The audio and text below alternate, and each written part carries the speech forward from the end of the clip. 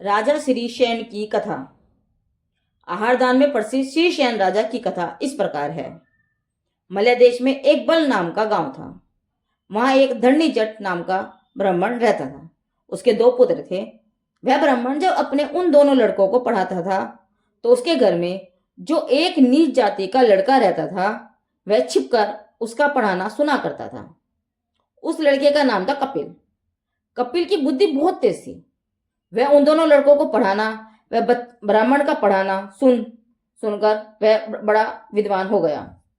जब नगर के ब्राह्मणों को यह विदित हुआ कि यह कपिल नीच जाति का बालक है और उसने धरणीजट ब्राह्मण से विद्या सीख ली है, तो उन्होंने उसको बहुत डांट लगाई, क्योंकि उनके यहाँ ऐसी प्रसिद्धि है कि नीच कुल वालों को पढ़ाना नहीं चाहिए। उस आधार पर ब्राह्मणों ने उसको बहुत बुरा भला कहा। धरणीजट भी कपिल की इस चालाकी से बहुत नाराज हुआ और उस कपिल को घर से निकाल दिया।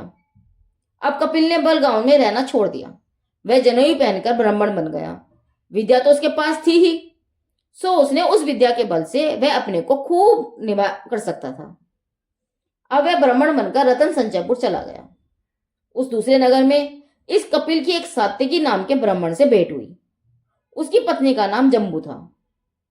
सात्यकी ने इसे रूपवान विद्यावान देखकर तथा ब्राह्मण समझकर अपनी कन्या सत्यभामा इसको दे दी। वहां के राजा श्रीशैन ने कपिल के ज्ञान की बहुत प्रशंसा सुनी, तो उसने अपने यहाँ बुलाया और उसे सास पढ़ने के लिए रख लिया। वहां पर भी कपिल अपने को ब्राह्मण ही बतलाता रहा। इस प्रकार राजा से भी द्रव्य पाकर और ब्राह्मण की लड़की से विवाह कर वह घर में सुखपूर्वक रहने लगा। सत्यभामा को उसकी किसी किसी करनी को देखकर उसकी जाति पर संदेह होने लगा, क्योंकि वह कपिल संध्या पूजन आदि जो ब्राह्मण के उचित काम थे उनमें बहुत ही शिथिल रहा करता था। उसका बर्ताव वचन व्यवहार भी उच्च कुल के मनुष्य के समान न था।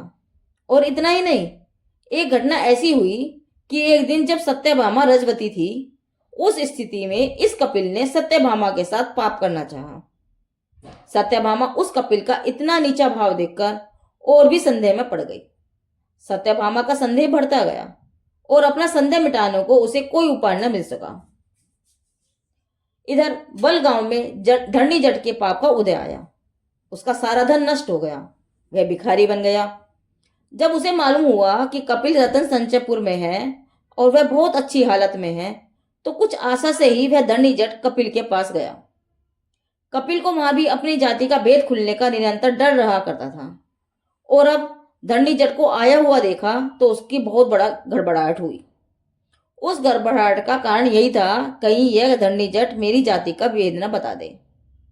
इस शंका की वजह से कपिल ने धरणीजट का बहुत अधिक सम्मान किया। धरणीजट को अपने पास रखा, बहुत धन दान दिया और अपनी स्थिति पहचान के लोगों से विदित करा दिया कि यह तो मेरे पिताजी हैं। धन के लोभ में आकर धरणीजट ने भी कह दिया कि कपिल मेरा ही पुत्र है। सही बात है, लोभ के वश में न जाने क्या क्या हुआ करता है। एक दिन की बात है कि कपिल किसी दूसरे गांव में गया हुआ था। तब सत्यभामा ने उस धरणीजट को बहुत धन दिया और एकांत में पूछा कि सच बताओ, यह कपिल आपका ही पुत्र है कि नहीं। वह ब्राह्मण धरणीजट पहले तो बड़ी चिंता में पड़ गया कि मैं क्या उत्तर दूं, लेकिन सत्यभामा के सम्मान को देखकर और बहुत दिए हुए द्रव्य को देखकर उसने सारी बात बता दी कि कपिल मेरा पुत्र नहीं है और यह तो शूद्र का पुत्र है। बस धरणीजट ने यह हाल बताया और उसके बाद वह वहां से न रह सका। कपिल का उसको डर था। वह एकदम रतन संचयपुर से चल दिया। अब यहाँ सत्यभामा को जब मालूम हो गया कि यह कपिल बड़ा कपटी है और उसने अपने कपट जाल से मुझसे विवाह किया है, तो उस सत्यभामा ने कपिल के साथ बोलना बिल्कुल बंद कर दिया और राजा श्रीशैन के पास जाकर उस सत्यभामा ने सब वृतांत कह सुनाया, क्योंकि वह कपिल राजा के यहाँ शास्त्र पढ़ाता था। दूसरी बात, कोई दुखी हो और किसी का अपराध हो तो राजा से ही कहना चाहिए। राजा को भी पता पड़ गया कि कपिल शूद्र का पुत्र है और इसने धोखा देकर ब्राह्मण की पुत्री से विवाह किया है और इसको हमने सास पढ़ने के लिए रखा है। तब भी इसने अपना जाति भेद नहीं कहा। तो राजा ने कपिल को गधे पर बैठाकर अपने राज्य से निकाल दिया और सत्यभामा को अपने ही महल में पुत्री के समान रख लिया। एक दिन राजा श्रीशैन के यहाँ आदित्य गति और अरिंजय नाम के दो मुनिराज आहार के लिए चढ़िया करते हुए आए। राजा ने बड़ी भक्तिपूर्वक उन मुनिराज को पड़गाया और निर्दोष आहार दिया। शीशैन राजा की सिंह नंदिता और आनंदिता इन दोनों रानियों ने उनके आहार दान की बड़ी प्रशंसा की। साथ ही धर्मपुत्री सत्यभामा ने भी शीशैन के आहार की बड़ी अनुमोदना की। निरंतर आहार दान होने से राजा के यहाँ देवताओं द्वारा रतन वर्षा, पुष्प वर्षा, दुदंबी का बजना, मन सुगंधित हवा चलना और जय जयकार के शब्द होना, ये 5 आश्चर्य हुए। राजा शीशैन ने बहुत समय तक वो राज्य किया और राज्य करके जब शरीर छोड़ा तो मरकर आहार दान के प्रभाव से उत्तम भोगभूमि में बड़े सुख के साधन मिले। वहां 3 पल्ले की आयु थी। ये युगला युगली उत्पन्न हुए। इनके उत्पन्न होते ही माता पिता मर गए। फिर ये दोनों जीवन भर बहुत विषय सुख साधनों में मगन रहे।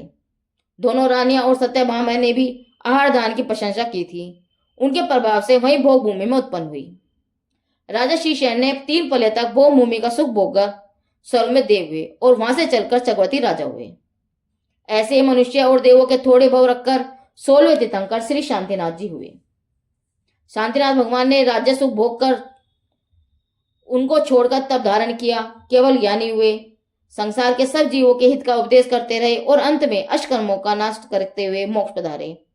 यहाँ आहार दान की महिमा बतलाई गई है। इस दान के प्रताप से राजा शीशैन ने ऊंचे ऊंचे पद पाए और तीर्थंकर पद में आकर लोक कल्याण करके मोक्ष पधारे। आहार दान शावकों का प्रतिदिन का कर्तव्य है। इससे ही धर्म तीर्थ की प्रवृत्ति चला करती है। आहार दान में प्रसिद्ध राजा श्री शैन की कथा पूरी हुई। जिनदेव की वाणी आगम वाणी।